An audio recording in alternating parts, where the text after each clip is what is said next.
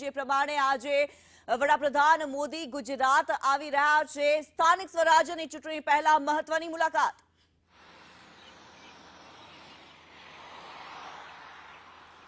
કિન્નરી, આ મહત્વની મુલાકાત એટલા માટે કહી શકાય કારણ કે પાકિસ્તાનની સરહદે આવેલો અને સૌથી નવો જિલ્લો વાવ-થરાદ, જ્યાં અત્યારે પ્રધાનમંત્રી પહોંચવાના છે। 4 વાગે એમનો આ કાર્યક્રમ છે। એ પહેલા ઘણા બધા કાર્યક્રમોમાં તેઓ હાજરી પણ આપવાના છે, સભાને સંબોધવાના છે। જો કે વાવ-થરાદના નાની ગામે તેઓ પહોંચશે, ત્યાં ખાતમુહૂર્ત કરવાના છે।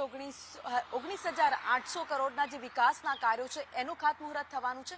આ સાથે જ તેમણે જનસભાને સંબોધવાના છે। જનસભાને સંબોધશે તે દરમિયાન સ્થાનિક સ્વરાજની ચૂંટણીને લઈને પણ કેટલીક વાત કરી શકે છે। આ સાથે જ આપણે જે પહેલી વાર આ જિલ્લો બન્યો છે તો જિલ્લામાં જે વિકાસના કાર્યો લોકો માટે થઈ રહ્યા છે તેની પણ વાત ચોક્કસ પ્રધાનમંત્રી નરેન્દ્ર મોદી તેમના સંબોધનમાં કરી શકે છે। આ સાથે જે કેટલાક વસ્તુઓ ત્યાં બનાવવામાં આવી છે, જેમ કે એરસ્ટ્રીપ છે, જે પ્રધાનમંત્રી નરેન્દ્ર મોદી જ્યારે આવશે ત્યારે તે જેના ઉપર લેન્ડ કરવાના છે, તેમનું હેલિકોપ્ટર લેન્ડ કરશે ત્યારે જ એનું ખાતમુહૂર્ત થઈ જશે। અને આ સાથે જ અન્ય એવી વસ્તુઓ પણ કેટલીક બનાવવામાં આવી છે, જેમ કે ગાયો માટે ખાસ એક જે જગ્યા આપવામાં આવી છે, બનાવવામાં આવી છે આખું, એનું પણ ઉદ્ઘાટન થવાનું છે। આ સાથે જ વિકાસના કાર્યોના ઉદ્ઘાટન થશે અને ચાંપતો બંદોબસ્ત પ્રધાનમંત્રી નરેન્દ્ર મોદીના કાર્યક્રમને લઈને કરવામાં આવ્યો છે।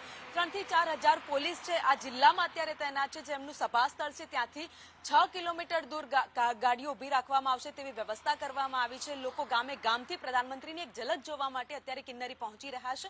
આ સાથે જ વાત કરીએ તો સરહદી જિલ્લાની ને પોલિટિકલ ક્ષેત્રે આ જિલ્લો ઘણો જ મહત્વ ધરાવે છે। બનાસકાંઠા એમ શરૂઆતમાં ખાલી બનાસકાંઠા વાવ-થરાદ સાથે હતું, પરંતુ જ્યારે વાવ-થરાદ અલગ થયું ત્યારે વિકાસની વાતો ત્યાં પણ થવા માંડી, કારણ કે પહેલા એવું કહેવાતું કે શિક્ષણ ક્ષેત્રે અને ધંધા રોજગાર ક્ષેત્રે પણ આ જિલ્લાઓ પાછળ હતા, પછાત હતા, એવું સીધા શબ્દોમાં કહેવાતું।